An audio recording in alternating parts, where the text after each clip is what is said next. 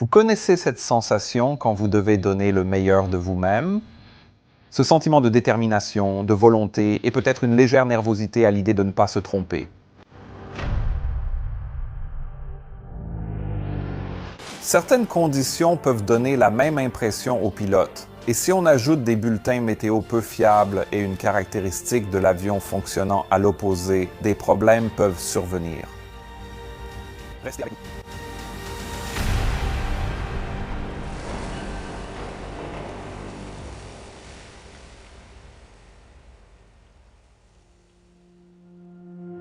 Le 5 mars 2015, le nord-est des États-Unis était frappé par une importante tempête hivernale. Elle avait apporté d'importantes chutes de neige sur la région de New York et il était prévu qu'elle continue ainsi pendant une grande partie de la journée. Mais le mauvais temps n'a pas arrêté le flux continu d'avions qui arrivaient et partaient du principal aéroport de la grande ville. Pour assurer la continuité de l'opération, les équipes de déneigement à JFK et LaGuardia avaient été placées en alerte maximale la veille et travaillaient d'arrache-pied avec leurs chasse-neige et leurs balayeuses pour garder les pistes sûres. Bien plus au sud de New York, à Daytona Beach, en Floride, le temps était nettement plus agréable lorsqu'un équipage de Delta Airlines s'est présenté pour prendre son service aux premières heures du matin. Ils allaient entamer la deuxième journée d'un voyage de 4 jours et, la veille, avaient fait 3 vols avant d'arriver à Daytona Beach pour leur escale nocturne. Les pilotes avaient ensuite partagé un dîner à leur hôtel avant d'aller se coucher vers 21 heures afin de se préparer pour le départ matinal prévu le lendemain. Tous deux se sentaient bien reposés et prêts à reprendre les vols lorsqu'ils retrouvèrent leurs 3 collègues du personnel de cabine vers 5 heures du matin, le 5 mars, pour commencer leur préparation avant vol. Ils étaient programmés pour 3 autres vols ce jour-là, en commençant par un trajet de Daytona Beach à Atlanta, puis vers l'aéroport de LaGuardia à New York, et enfin vers Orlando où ils passeraient leur prochaine nuit. En examinant leurs documents, ils constatèrent que la météo à New York pouvait poser problème, mais cela arrive souvent en hiver et n'est généralement pas une grande source d'inquiétude. Car lorsque nous, les pilotes, sommes confrontés à de mauvaises conditions météorologiques à l'une de nos destinations, nous vérifions toujours d'abord que la météo est suffisante pour la planification, c'est-à-dire un ensemble d'exigences concernant la visibilité, le vent et l'état de la piste qui doivent être dans les limites avant le départ. Si c'est le cas, nous vérifions que nos aéroports de dégagement sont adaptés, puis planifions la quantité de carburant supplémentaire nécessaire en cas d'attente due au déneigement ou au retard. Si la météo n'est pas suffisante, eh bien, nous pouvons quand même décoller vers notre destination, mais nous devrons alors avoir au moins 2 aéroports de dégagement avec une météo suffisamment bonne à la place. Nous avons besoin de cela afin que, si nous atteignons notre destination et que la météo n'est toujours pas suffisante pour atterrir, nous puissions simplement nous dérouter vers l'un de ces aéroports de dégagement. Comme nous procédons toujours ainsi, nous ne prenons jamais de risques. Nous pourrons toujours atterrir quelque part avec suffisamment de carburant, donc lorsque ces 2 pilotes regardèrent la météo à New York pour plus tard, cela ne les aurait pas trop dérangés. La bonne nouvelle, c'est que la météo à Atlanta et à Orlando semblait bonne et qu'il n'y avait aucun autre NOTAM ni problème technique qui les retenait. Ils ont choisi la quantité de carburant pour la première étape, l'ont signalé au ravitailleur, puis briefé l'équipage de cabine en attente d'embarquement. Lors du briefing, le commandant a informé l'équipage qu'il neigeait beaucoup à New York et a averti d'un possible arrêt ou déroutement, mais rien d'autre d'inhabituel. En allant vers l'avion, les pilotes ont choisi le commandant de bord comme pilote aux commandes pour la première étape. Il préparait le cockpit tandis que le copilote faisait la visite pré-vol. Ces 2 pilotes étaient tous 2 très expérimentés, le commandant de bord ayant accumulé 15 200 heures de vol au total, dont 11 000 sur l'appareil qu'ils allaient maintenant piloter, le McDonnell Douglas MD-88. Âgé de 56 ans, il comptait plus de 9 700 heures d'expérience comme commandant de bord lors du vol. Avant de rejoindre la compagnie aérienne, il avait piloté le F-16 dans l'armée de l'air américaine, où il avait également servi comme instructeur sur le T-38. Le copilote avait 46 ans et comptait environ 11 000 heures de vol au total, dont 3 000 effectuées sur le MD-88. Il avait auparavant volé sur le Boeing 737, le Boeing 727 en tant qu'ingénieur de vol et également comme pilote sur l'E-2C Hawkeye dans la marine américaine. Les 2 pilotes s'entendaient très bien et la visite pré-vol s'est déroulée sans accroc. Donc, à 5h57, quelques minutes même avant l'horaire prévu, l'avion a commencé le repoussage pour son premier vol en direction d'Atlanta. Ce vol s'est déroulé sans aucun incident, mais les pilotes savaient que le véritable défi de la journée arriverait probablement lors du deuxième tronçon. Ils ont donc profité de la croisière pour consulter à nouveau les prévisions météorologiques et faire un peu de planification pour ce vol à venir.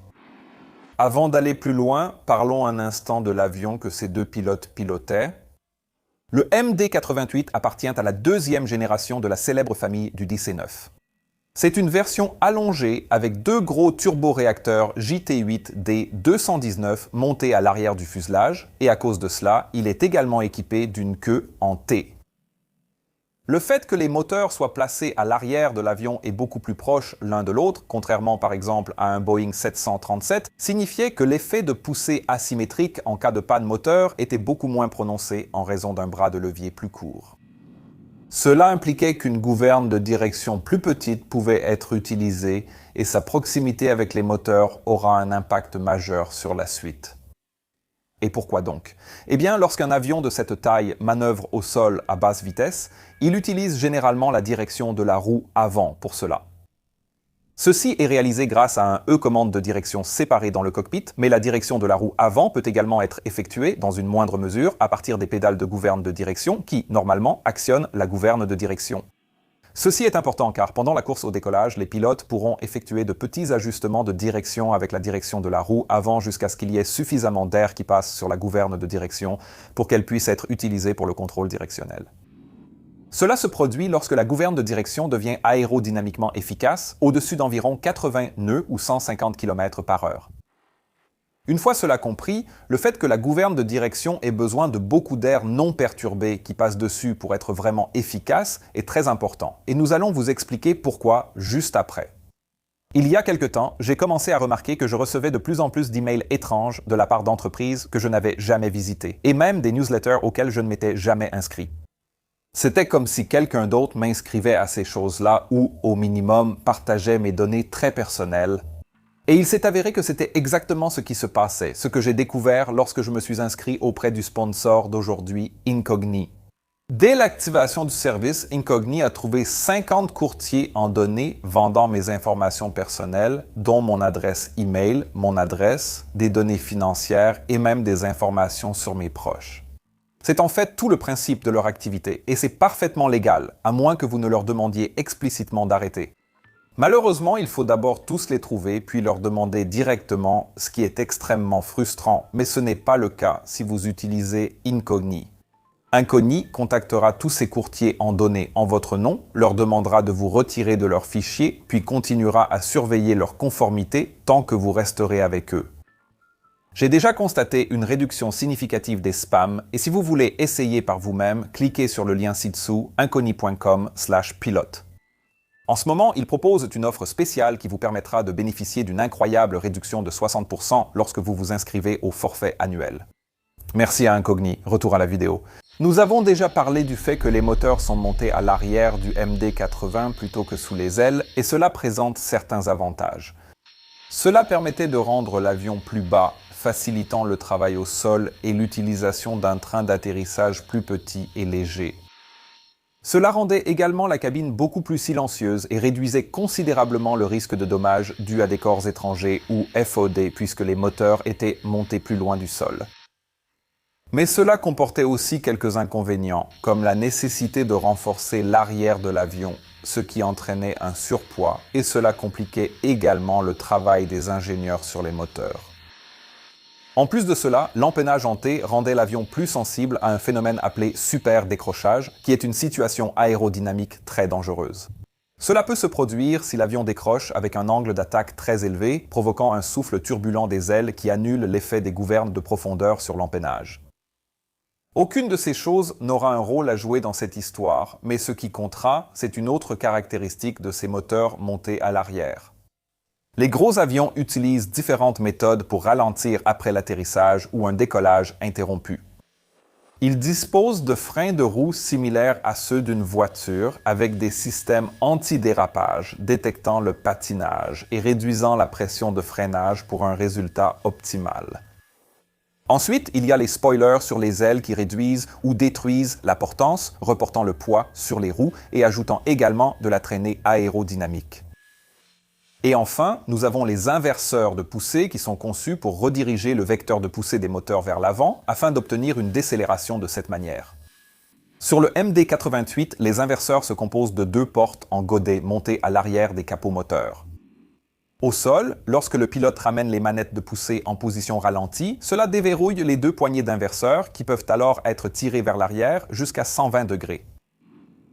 Quand cela arrive, les 2 portes en godet se ferment derrière les moteurs, redirigeant tout le flux d'air vers l'avant sous un angle incliné. Ces inverseurs sont très efficaces et fonctionnent au mieux à grande vitesse, mais même à l'arrêt, ils sont tellement puissants qu'ils peuvent en fait être utilisés pour faire reculer l'avion sous sa propre puissance, ce qui donne un effet vraiment étrange. Mais les plus attentifs ont sans doute déjà noté un problème avec ce système.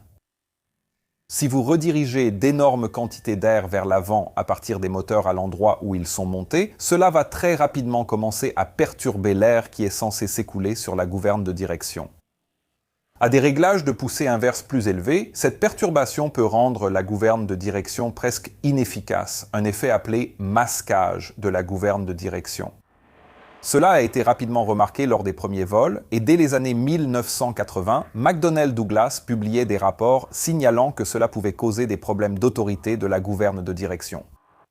Il a été démontré qu'en dessous de 108 nœuds, ces effets étaient perceptibles avec un réglage de poussée inverse aussi bas que 1,3 de rapport de pression moteur ou EPR, et en dessous de 146 nœuds si la poussée inverse était augmentée à plus de 1,6 EPR.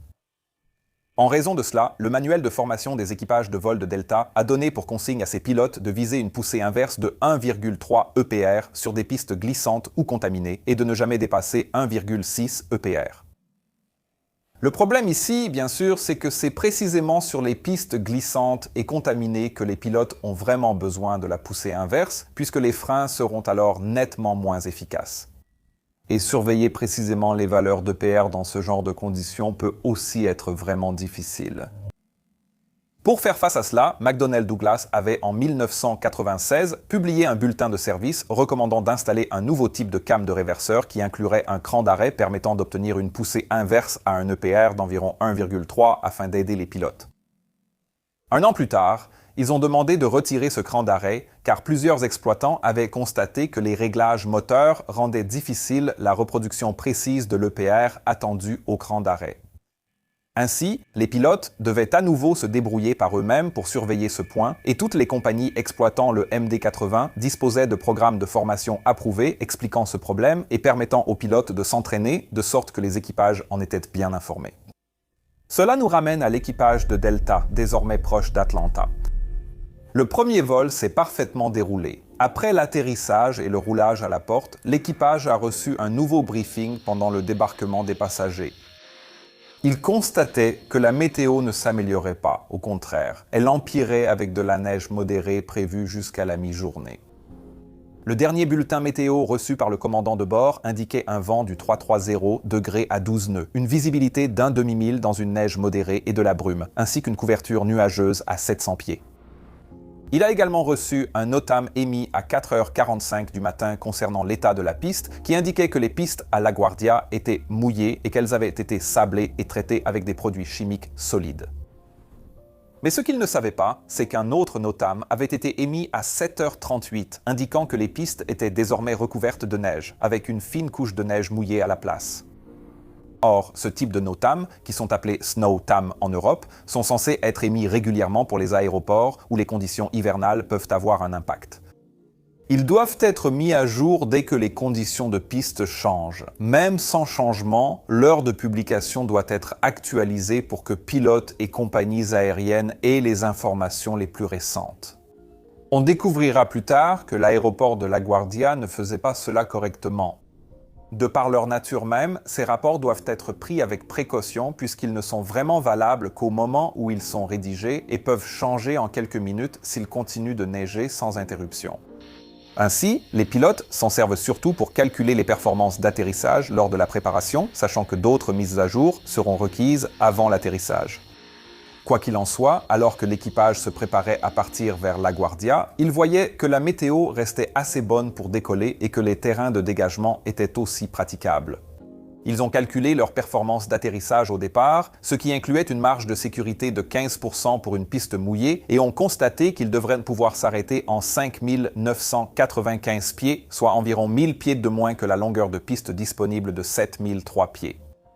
Le copilote devait piloter ce tronçon, mais le commandant a choisi de le faire lui-même à cause des mauvaises conditions d'atterrissage prévues.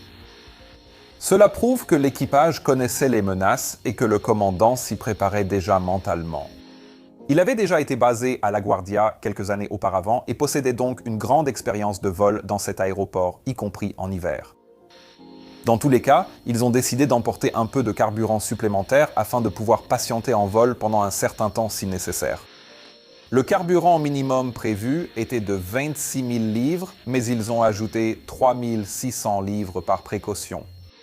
Dans mes vidéos sur les urgences carburant, on m'a demandé pourquoi les pilotes ne remplissent pas l'avion comme une voiture. Il existe en réalité plusieurs bonnes raisons. Les avions sont très sensibles au poids et souvent ils ne pourraient pas décoller si tous les réservoirs étaient pleins avec une charge normale de passagers. En fait, je n'ai rempli complètement le 737 qu'une seule fois dans ma carrière, et c'était lorsque j'ai livré un nouvel avion vide de Seattle à Dublin. Mais il faut aussi du carburant pour transporter du carburant. Environ 2,5% par tonne et par heure, donc il est extrêmement peu économique de transporter beaucoup de carburant supplémentaire sans raison particulière. Mais dans ce cas, il y a aussi un autre facteur que les pilotes devaient garder à l'esprit. Vous voyez, avec du carburant supplémentaire, l'avion pourrait effectivement patienter plus longtemps, mais si cette attente n'avait finalement pas lieu, alors il transporterait aussi plus de poids lors de l'atterrissage, ce qui allongerait encore la distance d'atterrissage requise. Donc, il est assez délicat de prendre ce genre de décision lorsqu'on gère des opérations hivernales, car les conditions ont toujours tendance à changer. Quoi qu'il en soit, pendant que les pilotes avaient ces discussions et préparaient l'avion pour le départ, l'équipage de cabine faisait embarquer les 127 passagers prévus sur ce vol. Parmi ces passagers se trouvaient 2 nourrissons tenus sur les genoux qui, n'ayant pas leur propre siège, n'avaient pas non plus leur propre carte d'embarquement, ce qui deviendra important plus tard. Après avoir terminé les procédures, le pilote a contacté le contrôleur aérien, obtenu l'autorisation et commencé le repoussage depuis la porte d'embarquement avec peu de retard. Ils ont roulé normalement jusqu'à la piste et à 9h24, le vol 1086 de Delta Airlines a décollé de la piste 28 à Atlanta et a commencé à suivre une trajectoire vers le nord-est en direction de New York. L'avion a atteint son altitude de croisière de 33 000 pieds et, une fois la paperasse terminée, les 2 pilotes se sont concentrés sur l'atterrissage à venir. Environ 1h10 avant l'atterrissage, l'enregistreur des conversations du poste de pilotage a enregistré les premiers échanges sur les complications météorologiques potentielles. Le copilote avait commencé à vérifier les limitations de vent de travers et a constaté que si l'efficacité du freinage sur la piste était jugée moyenne à mauvaise, le vent de travers maximal autorisé serait de 10 nœuds, une valeur qu'ils avaient déjà atteinte selon leur dernier bulletin météo. L'action de freinage est le terme que nous utilisons pour décrire à quel point la piste est glissante, et elle est divisée en 6 niveaux différents. Mauvaise, moyenne à mauvaise, moyenne, moyenne à bonne, bonne et sèche. Chaque niveau dispose de tableaux de performance dans nos manuels indiquant la distance d'atterrissage selon le vent, la vitesse, le poids et d'autres facteurs. Et lorsque les pilotes ont commencé à consulter ces tableaux, ils ont rapidement constaté qu'avec le poids prévu à l'arrivée, la piste devait avoir une action de freinage bonne ou meilleure pour qu'ils puissent atterrir. Si la piste était trop glissante, il manquerait de marge pour atterrir et devrait se dérouter vers un aéroport de dégagement. Un fait intéressant ici est que la manière dont l'action de freinage est calculée a changé au cours des dernières décennies. Auparavant, on la mesurait à l'aide d'un véhicule ou d'un chariot spécial qui roulait sur la surface de la piste avec une roue de mesure abaissée dessus, capable de freiner et de fournir ensuite une valeur numérique indiquant à quel point la piste était glissante. L'information était ensuite transmise aux contrôleurs aériens, puis aux avions à l'arrivée et au départ. Mais le problème était que cet outil était peu fiable et ne fournissait pas de données permettant de décrire précisément les performances réelles de freinage d'un avion. En raison de cela, ce type de valeur avait cessé d'être transmis aux pilotes et n'était à ce moment-là réellement utilisé que par les équipes chargées de dégager la piste. Donc, au lieu de ces wagons, la FAA a suggéré qu'un dispositif soit introduit afin de mesurer avec précision l'efficacité réelle du freinage d'un avion à l'atterrissage. Mais même si plusieurs de ces dispositifs étaient en cours de développement, aucun n'avait été officiellement approuvé. Cela signifiait donc que, dans de nombreux cas, les pilotes ne disposaient en réalité que d'une description des conditions de la piste, verglas, neige mouillée, etc. Et à partir de cela, ils devaient ensuite évaluer l'efficacité du freinage ou se fier au rapport des pilotes d'autres avions à l'atterrissage, ce qui pouvait être très subjectif. Comme il était évident que l'efficacité du freinage sur la piste allait être déterminante pour savoir s'il pourrait atterrir ou non, l'équipage a envoyé 2 demandes différentes de mise à jour via leur système AXAR. Une demande a été envoyée à leur régulateur à LaGuardia, où ils l'ont également informé qu'ils ne pourraient pas atterrir si l'efficacité du freinage était inférieure à bonne, et l'autre a été envoyée au contrôleur ARTCC, mais aucun d'eux n'avait de nouvelles informations à leur fournir. Entre-temps, la neige avait commencé à s'accumuler sur les pistes à LaGuardia, et à 10h06, les pistes ont été temporairement fermées pour permettre aux engins de déneigement d'entrer et de commencer à les dégager. L'équipe de déneigement s'est rapidement rendu compte qu'il ne servait à rien de continuer à sabler et à traiter les pistes avec des produits chimiques, puisqu'ils devraient les brosser périodiquement, ce qui enlèverait simplement tous les produits ajoutés. Cela signifiait que l'état de la piste passait rapidement de l'état mouillé et traité qui avait été signalé plus tôt à une piste recouverte de neige mouillée sur une épaisseur de moins d'1/4 de pouce. Pendant que l'avion poursuivait sa route, le commandant a brièvement informé les passagers avant de faire une pause aux toilettes. Il a quitté le cockpit, remplacé par un agent de cabine qui a discuté avec le copilote. Pendant que le commandant de bord était absent, le contrôleur aérien a appelé le vol et leur a indiqué qu'ils étaient autorisés à descendre quand ils le souhaitaient pour traverser un point RNAV appelé RIGI au niveau de vol 270. Le copilote a confirmé l'instruction, l'a programmée, puis a repris sa conversation avec l'agent de cabine. Mais seulement 2 minutes plus tard, le contrôleur aérien est revenu et lui a demandé de réduire la vitesse à un maximum de 250 nœuds au passage de RIGI, car il y avait maintenant une possibilité qu'ils aient à effectuer une attente plus tard. C'était la première fois que quelqu'un évoquait une attente pour l'équipage, expliquant que la piste de LaGuardia était fermée pour déneigement. À son retour, le copilote a informé le commandant de bord de l'autorisation de descente et d'une éventuelle attente, ce qui l'a agacé, le régulateur des vols n'ayant rien mentionné sur la fermeture de la piste dans le message ACARS. Ils ont entamé leur descente comme prévu lorsqu'ils ont atteint le point de début de descente, et il est probable que cette nouvelle concernant la fermeture soudaine de la piste n'ait fait que renforcer l'appréhension du commandant de bord à propos de l'atterrissage qui l'attendait. Et la situation ne s'améliorait pas. Le contrôleur aérien est revenu et a autorisé l'avion à intégrer un circuit d'attente au-dessus du VEOR de Robbinsville en attendant de nouvelles instructions. Ils sont allés au circuit d'attente comme prévu et le contrôleur a vite demandé s'il pouvait accepter une approche sans visibilité sur la piste 1-3. L'équipage a répondu que cela dépendait de l'état de la piste et de la météo, mais le contrôleur a simplement répété sa question, ce qui a beaucoup déconcerté l'équipage. Ils ont affirmé pouvoir effectuer l'approche, mais que l'atterrissage dépendrait de la qualité du freinage, information qu'ils n'avaient pas encore obtenue. Le contrôleur a indiqué qu'il reviendrait avec des informations dès qu'il les aurait, puis les a autorisés à descendre au niveau de vol 200. Devant eux, dans l'attente, il y avait maintenant plusieurs avions qui étaient déjà à court de carburant. Cela a poussé l'équipage à commencer à examiner leur propre situation en carburant et à décider du minimum de carburant qu'ils pouvaient accepter avant de se dérouter, le tout géré comme les professionnels et pilotes expérimentés qu'ils étaient. Le copilote a écouté la TIS et a reçu l'information Québec qui avait été enregistrée à 10h51. Cette information précisait qu'une piste avait 1/4 de pouce de neige mouillée, mais que toutes les surfaces étaient humides, sablées et dégivrées avec des produits chimiques solides. Selon le manuel des opérations hivernales de Delta, une piste mouillée offrait par définition une bonne efficacité de freinage et, sur cette base, l'équipage s'attendait à voir une piste en asphalte noir avec seulement quelques plaques de neige et de glace. Comme mentionné plus tôt, l'équipe de déneigement avait déjà arrêté d'utiliser des produits chimiques à ce moment-là, mais l'ATIS n'en avait pas été mis à jour. Le vent de surface était de 30 degrés à 11 nœuds, ce qui signifiait un vent presque plein travers, et la visibilité était marginale avec la RVR juste au-dessus du minimum pour commencer l'approche.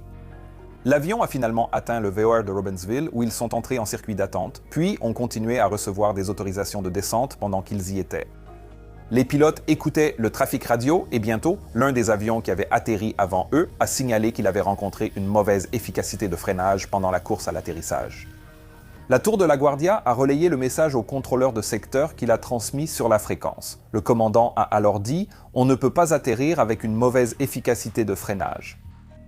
Le contrôleur a demandé à l'autre MD-80 et au CRJ devant eux s'ils pouvaient accepter une mauvaise efficacité de freinage pour l'atterrissage, mais tous deux ont refusé. Mais pendant que cela se passait, un Airbus A319 était justement sur le point de toucher la piste 1-3. Alors que les avions s'apprêtaient à se dérouter, le contrôleur revint et annonça qu'un autre avion venait d'atterrir avec une bonne efficacité de freinage. Maintenant, ce genre de situation rend la prise de décision très difficile pour les pilotes. Les rapports des pilotes sont, comme déjà dit, subjectifs par nature. Or, lorsqu'on atterrit un avion de 50 tonnes à 300 km/h, on ne veut pas d'une évaluation subjective de l'efficacité des freins. Surtout pas sur un aéroport comme LaGuardia, qui a les eaux glacées de la baie de Flushing juste au bout de la piste. Le contrôleur aérien a demandé aux autres avions s'ils étaient prêts à continuer et tous ont répondu oui tant que le freinage restait efficace. Le commandant de bord a discuté avec son copilote pour savoir quel avion avait signalé un bon freinage, montrant qu'il reconnaissait le caractère subjectif de ce rapport. Le copilote a répondu qu'il s'agissait du vol Delta et le commandant de bord a été rapidement rassuré lorsque le deuxième avion, le CRJ, a également atterri et a fait le même rapport. Peu après, le contrôleur a demandé à l'équipage de quitter la tente et leur a donné des vecteurs pour l'approche finale. À 10h58 et 41 secondes, ils ont reçu un dernier virage, l'autorisation de descendre à 3000 pieds, et, depuis cette altitude, ils ont été autorisés pour l'approche aux instruments sur la piste 1-3. L'équipage a configuré l'avion selon leur procédure, puis, établi en approche, a contacté la tour de LaGuardia et appris que la portée visuelle de piste à l'atterrissage était désormais entre 4 et 6000 pieds. Le copilote a accusé réception, mais aucun retour sur l'efficacité du freinage après le changement de fréquence. Le contrôleur aérien de la tour a souhaité la bienvenue au vol 1086 sur la fréquence, puis leur a donné l'autorisation d'atterrir. Mais le commandant de bord, qui avait maintenant remarqué qu'ils avaient un vent arrière assez important d'environ 11 nœuds, a demandé au copilote de vérifier la dernière information sur le vent. Le contrôleur aérien de la tour a répondu que le dernier vent relevé était de 0,20 degrés à 10 nœuds, ce qui signifiait une légère composante de vent arrière, et en entendant cela, le commandant de bord s'est exclamé « Oh, mince !» Alors, pourquoi cette exclamation était-elle importante ? Eh bien, les pilotes étaient tous deux bien conscients du fait qu'il neigeait toujours au sol et que, dans ces conditions, la situation pouvait changer rapidement. Ils savaient aussi que leur performance à l'atterrissage, calculée avec une bonne efficacité de freinage, était déjà limite, avec quelques centaines de pieds de marge. Tout vent arrière accroîtrait leur vitesse sol, allongeant la distance d'atterrissage, et leur limitation de vent de travers sur piste glissante d'environ 10 nœuds était presque atteinte. En d'autres termes, il est très probable que le commandant de bord savait qu'il faisait face à plusieurs menaces potentielles lors de cet atterrissage et qu'il devrait donc être au sommet de ses capacités. D'un autre côté, aucune de ces valeurs ne dépassait de limites spécifiques, donc il pouvait parfaitement continuer l'approche. Les pilotes ont préparé l'avion et réalisé la checklist d'atterrissage. Tous les paramètres de vol étaient stabilisés lorsqu'ils ont franchi le point de stabilisation à 1000 pieds, puis ils ont continué vers les minima à 214 pieds. À 11h01 et 51 secondes, à une altitude d'environ 350 pieds au-dessus du sol, le commandant de bord a annoncé « Feu d'approche en vue », puis 2 secondes plus tard, « On continue ». Maintenant, cette dernière annonce n'était pas requise selon les procédures opérationnelles standards, mais ce qui s'est passé ici, c'est que lorsque l'avion a traversé les nuages, les pilotes ont vu quelque chose qu'ils n'avaient pas anticipé. La piste devant eux n'était pas la surface noire et mouillée à laquelle ils s'attendaient. Au lieu de cela, la piste était complètement blanche et recouverte de neige. Cela aurait encore accru la vigilance du commandant de bord et il a probablement fait cette annonce pour rassurer son collègue qui voyait maintenant la même chose. Rappelez-vous, tous les avions qui les précédaient avaient atterri sans aucun problème à ce moment-là. La vitesse était réduite à la référence pour les volets 40 plus 5 nœuds. À environ 188 pieds, le commandant a déconnecté le pilote automatique et l'automanette pour finir le pilotage manuellement. L'avion a franchi le seuil de piste à une vitesse de 137 nœuds et à 11h, 2 et 16 secondes, le train principal a touché la piste environ 600 pieds après le seuil sur la piste 1-3, ce qui correspondait au début de la zone de toucher des roues. Les capteurs de poids activés et la rotation détectée, les spoilers auraient dû se déployer automatiquement, mais probablement à cause de la surface glissante, ils ne se sont pas déployés automatiquement. Le copilote les a donc sortis manuellement et a annoncé « spoiler sorti, tasti, pasta, pa, tastit ». Environ une seconde après que le train principal a touché la piste, le train avant a aussi atterri et presque simultanément, le copilote a annoncé « moteur 2 en poussée inverse » concernant les inverseurs de poussée activés aussitôt par le commandant de bord. Environ une seconde plus tard, le copilote a également annoncé 110 nœuds. Le cap de la piste était de 134 degrés et l'avion a touché la piste avec un cap légèrement à gauche de 132 degrés, ce qui reste dans la plage normale. Les événements se sont alors enchaînés très vite. Pendant les premières secondes, l'avion a suivi l'axe central de la piste de manière assez correcte, mais ensuite, en raison d'une combinaison de différents facteurs, l'avion a commencé à dévier vers la gauche. Ces facteurs comprenaient l'effet du vent de travers venant de la gauche, qui poussait maintenant sur la dérive de l'avion, le faisant pivoter face au vent. En plus, lorsque le commandant de bord a sélectionné la poussée inverse, l'inverseur de poussée gauche s'est activé légèrement plus rapidement que celui de droite, ce qui a également tiré l'avion vers la gauche. Le commandant a remarqué cela et a utilisé la gouverne de direction à droite pour rester sur l'axe central, mais concentré sur l'arrêt de l'avion, il a fait une grave erreur. Au lieu de limiter la poussée inverse à 1,3 EPR, il utilisait maintenant presque toute la poussée inverse avec le moteur gauche, atteignant finalement 2,6 EPR et le droit 1,91. Vous souvenez-vous ce qui se passe avec autant d'inverseurs de poussée? Oui, cela signifiait que l'effet de la gouverne de direction était totalement annulé par les inverseurs de poussée, tout comme le contrôle directionnel à grande vitesse. La piste étant glissante, la direction de la roue avant n'était pas non plus d'une grande utilité en raison du manque quasi total de friction. Le copilote, observant la situation, a vu l'avion tourner et a crié « Arrêtez les inverseurs !» pour inciter le commandant à réduire la poussée et reprendre le contrôle. Mais le commandant de bord, qui devait soudainement à la fois essayer d'arrêter l'avion et de reprendre le contrôle directionnel, ne semblait pas l'entendre. Une seconde et demie plus tard, le copilote a lancé un avertissement plus fort « Réduisez la poussée inverse ».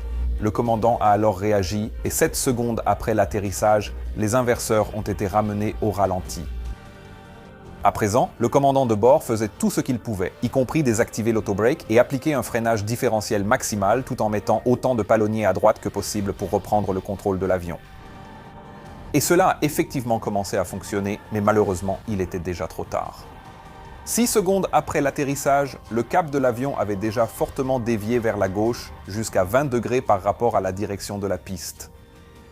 Le commandant de bord a réussi à réduire cet écart d'environ 10 degrés, mais l'avion a tout de même quitté la piste environ 1000 mètres après le début de l'atterrissage, puis a continué sa course folle sur la zone plate remplie de neige à côté de la piste.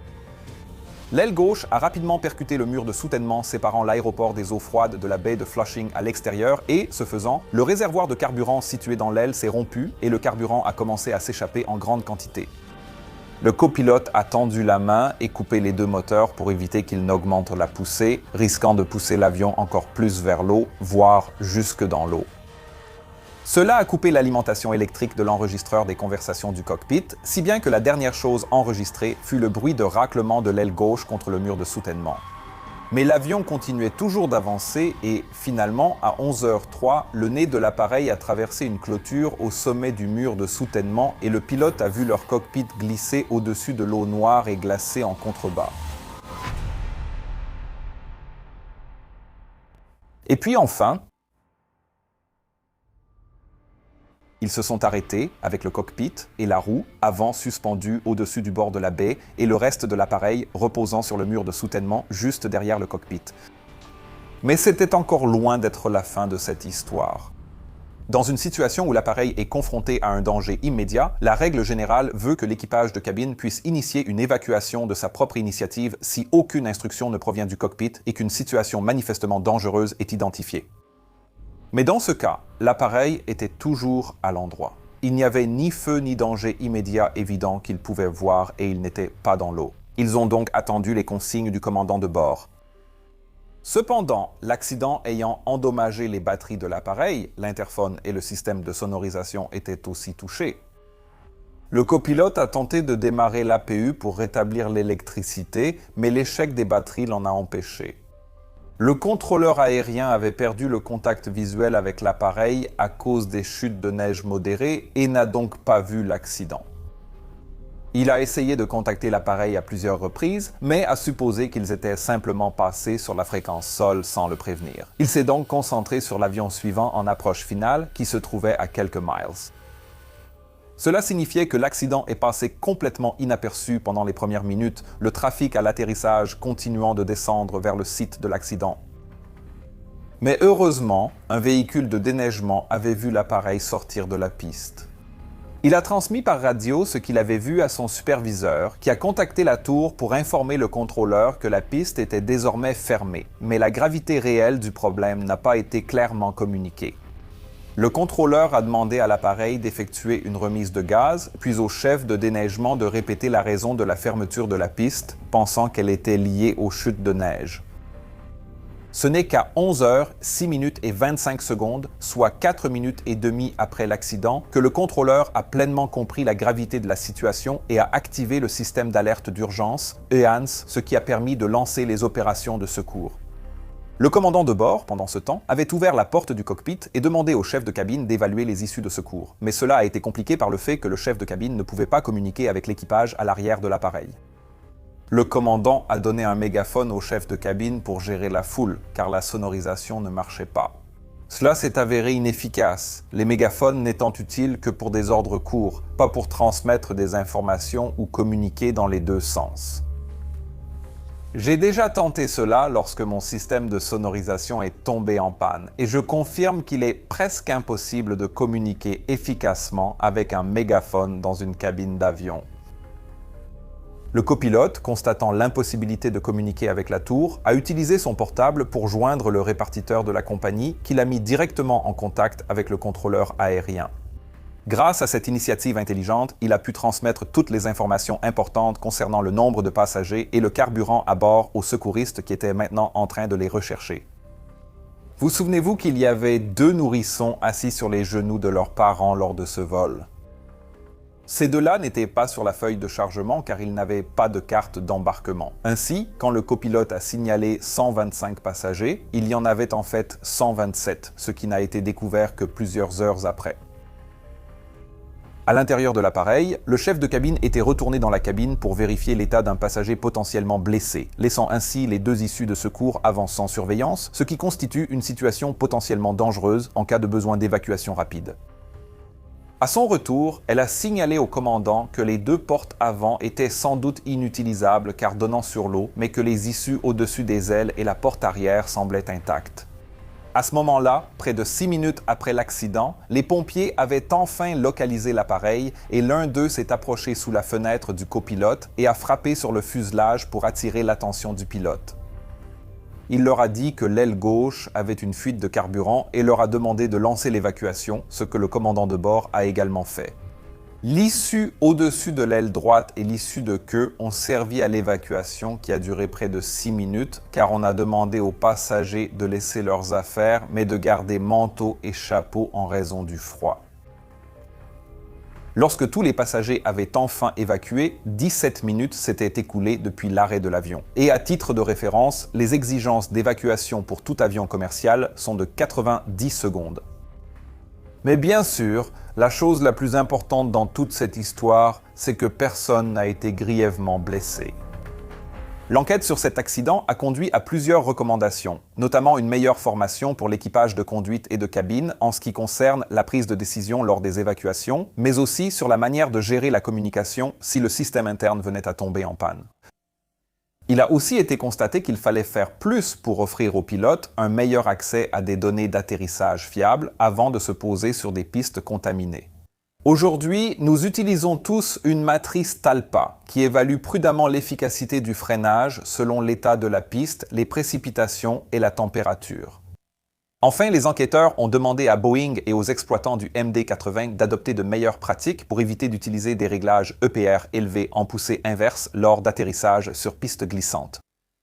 Mais à titre personnel, ce qui a également été souligné par certains enquêteurs dans une déclaration, il est très contre-intuitif pour n'importe quel pilote de devoir limiter la poussée inverse dans une situation où elle est justement la plus nécessaire. Toutes les recommandations de cet accident sont accessibles via le lien de mon site dans la description de la vidéo. Vous y trouverez aussi des liens vers mon sponsor et d'autres contenus intéressants, alors allez voir. Merci également d'envisager de laisser un super merci en utilisant le bouton en forme de cœur avec $1 quelque part ici en dessous ou de rejoindre mon incroyable équipe sur Patreon. J'aimerais vous voir à ma prochaine rencontre. Passez une journée absolument fantastique et on se retrouve la prochaine fois. Au revoir.